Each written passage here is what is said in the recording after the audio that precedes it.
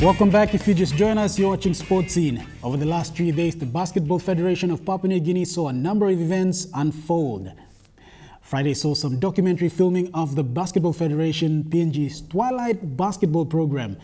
And on Saturday, the National Federation officially launched the U15 FIBA Oceania Championship. And later, trial matches for a 3x3 national side took place for the selection process for an event in Indonesia. Joining me on the show tonight to discuss all of those is an official from FIBA Oceania and Basketball PNG. Let's start with you, Stephen.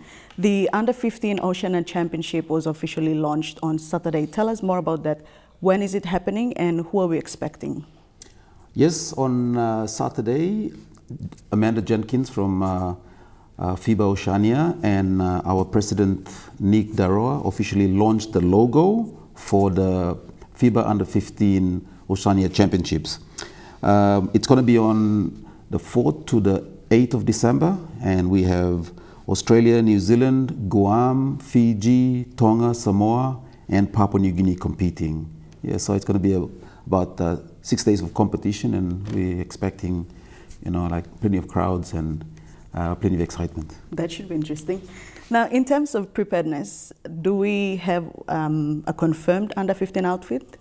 For Papua New Guinea Team PNG, we've got, we did our selections early July. So we've got a team of 20 girls, Under-15 girls. We got a majority of the team from Port Moresby, and then we got some other members in Lae and Alatau. So those three centers actually came for the championships early this month and had a competition, and so that's where the team's coming from. Now, there was also the 3x3 trials that happened on Saturday. Tell us more about the competition they're heading over to Indonesia for. All right, okay. With the competition on Saturday, we had, it was our selection. It was a mixed 3x3 challenge. We had, in the mixed event, we have 2 girls and 2 boys. And the competition comprised, we did all of Saturday morning, starting at 9 o'clock. We finished about 2 o'clock in the afternoon.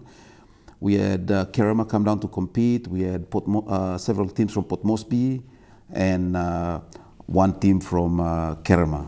So it was very good. Aldo will... Aldo, I know you'll have more to tell about the competition in Indonesia.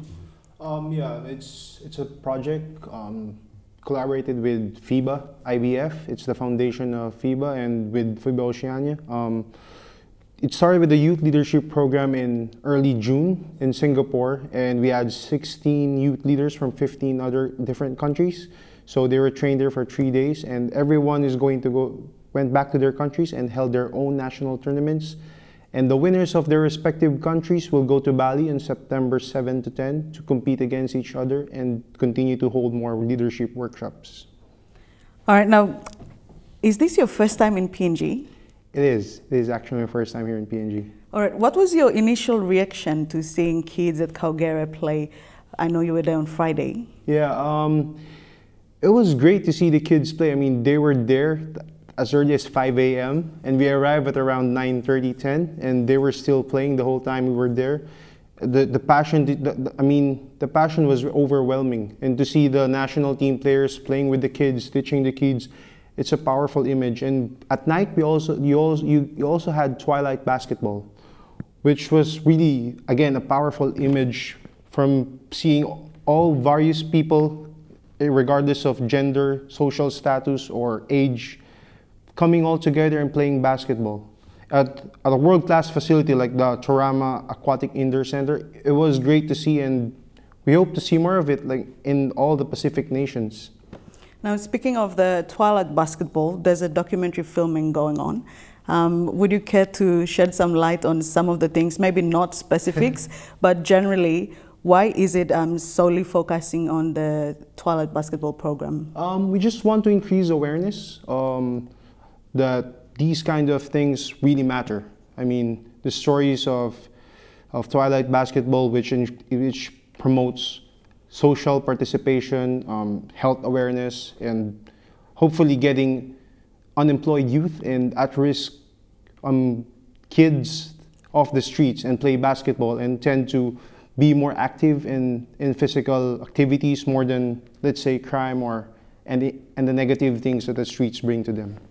Now you're coming from FIBA Oceania, so if you can tell us, is there any other countries, basketball federations in other countries in the region that have similar programs like this? Yeah, we are committed to help 22 nations in Oceania. We have the Hoops for Health program in Vanuatu, Samoa, PNG, Fiji, and we plan to expand more. I mean, that's the plan and the goal for every nation to have their own basketball federations, to increase the participants of each nation's youth playing basketball, and help national federations overall effectiveness in governing their respective countries. Over to you, Stephen. Does FIBA Oceania giving this sort of attention to PNG basketball and its programs, does this come as a validation or perhaps an encouragement to continue doing this work? Yeah, it is good to have FIBA support. Like they provide the funding for these outreach programs, and with only 2 paid staff in Basketball PNG, Aldo from Singapore office helps us tremendously with our publicity. So that's why it's great to have him here on Sports Scene as well, helping with our publicity. But yes, FIBA support with these programs that we have is very important. They also, like, we sent one of our players, national players, for the youth leadership program in Singapore. So again, building capacity with our national players, as well as the team that goes to Bali for the under 3x3 under 18 mixed international. Again, giving exposure to these young athletes, and then hosting an event, international event here in December. It builds like capacity all around, from technical officials, players, event management, and then also giving recognitions to Papua New Guinea that it's capable of hosting not just a junior event, but probably in the future international, like, senior events as well. Basketball PNG has also hosted the last regional event a few months back, so I'm sure they'll do better this time. From the FIBA Oceania end, is there anything else happening? Are we expecting FIBA coming to the country anytime soon for any activity at all involving BFPNG?